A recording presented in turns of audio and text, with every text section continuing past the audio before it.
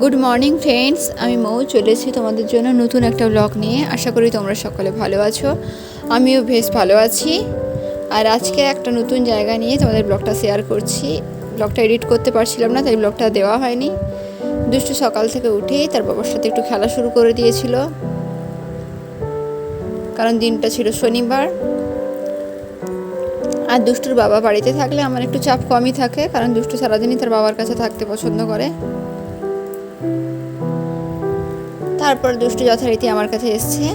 সারা সপ্তাহ দুষ্টু মায়ের কাছে থাকে, তো তাই যেই দুদিন তার বাবাকে পায় ওই দুদিন বাবার কাছেই থাকতে চায়। আজ আমি বেশ অনেক দিন পরেই মাথাটা ধুলাম, কারণ মাথাটা এত নোংরা হয়েছিল যে না ধুলেই আর হচ্ছিল না। আর দুষ্টুর সঙ্গে একটু মজা করছি। এরপর বাড়িতে আসা এক নতুন পার্সেল, এটাও একটা সারপ্রাইজ বলা যায়। আমি জানতাম না এই পার্সেলটা আসছে। পার্সেলটা ওপেন করতে আমি ভীষণ খুশি হয়েছি, কারণ এটা পেয়ে আমার থেকেও বেশি খুশি দুষ্টু হয়েছে, কারণ দুষ্টুর কার্টুন দেখার সুবিধাই হয়েছে এটা থাকার জন্য। দুষ্টুর বাবা একটা মনিটর অর্ডার দিয়েছিল, আর আজ মনিটরটাই এসছে। আর মনিটরটা ওপেন করতে আমার তো বেশ দারুণই লাগছে। মনিটরটা সেট করা হয়ে গেছে।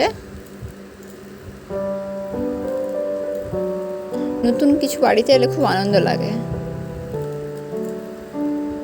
এবার ওটা চালিয়ে দিয়েছি, আর দুষ্টু সামনে কি মজা করছে। এরপর আমরা হঠাৎ করেই বেরিয়ে পড়ি। এখন আমরা রিক্সাতে করে যাচ্ছি, আমরা যাচ্ছি বাড়ি। হঠাৎ করে সব প্ল্যান হয়েছে, আর হঠাৎ করেই বাড়ি যাওয়ার ঠিক। তারপর বাসে উঠে গেছি, তো মাঝে আমি কিছুটা মেট্রোতে করে এসেছি, সেটা আর ভিডিও করা হয়নি। এখন বাজে বিকেল 5:30, বাস ছেড়ে দিল। এখনও বেশ বাইরটা ফাঁকা আছে, তাই একটু ছবি তুলে নিচ্ছি।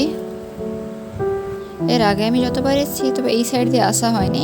আমি সুকান্ত সেতু দিয়ে বেশি এসেছি, আর ইডেনের সাইড দিয়ে যাচ্ছি, তাই একটু ছবিটা তুলে নিলাম।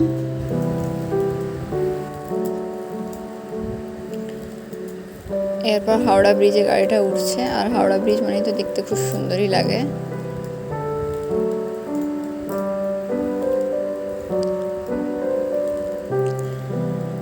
এবারে গঙ্গা দর্শন হয়ে গেল বাড়ি ফেরার পথে। কলকাতায় এসে এতদিন হয়ে গেল, তবে গঙ্গাকে কখনো ছুঁয়ে দেখা হয়নি। আর এতক্ষণ তো তোমাদের বলাই হয়নি আমি কেন যাচ্ছি বাড়ি। আমি বাড়ি যাচ্ছি, আমার ননদের বিয়ে হঠাৎ করে ঠিক হয়েছে, ওই উপলক্ষেই হঠাৎ করে বাড়ি যাওয়া। এখন অনেক রাত হয়ে গেছে, দুষ্টু কিছুক্ষণ ঘুমিয়ে পড়েছিল। তারপর দুষ্টু উঠে একটু হাসছে। রাত 11:30 নাগাদ আমরা এগরাতে পৌঁছোই।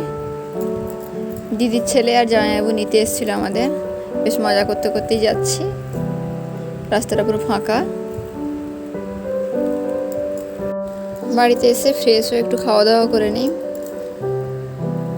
কারণ বসে বসেই টাইম 12:30 হয়ে গেছে। দুষ্টুর চোখে কোনো ঘুমই নেই। দুষ্টু এখন তার দাদা আর মেসোর মাঝখানে গিয়ে শুয়ে পড়েছে। আর দুষ্টু নতুন তোড়া পেয়ে তো খুব খুশি। ঠিক আছে, কালকে বাকি কথা হবে, বাই।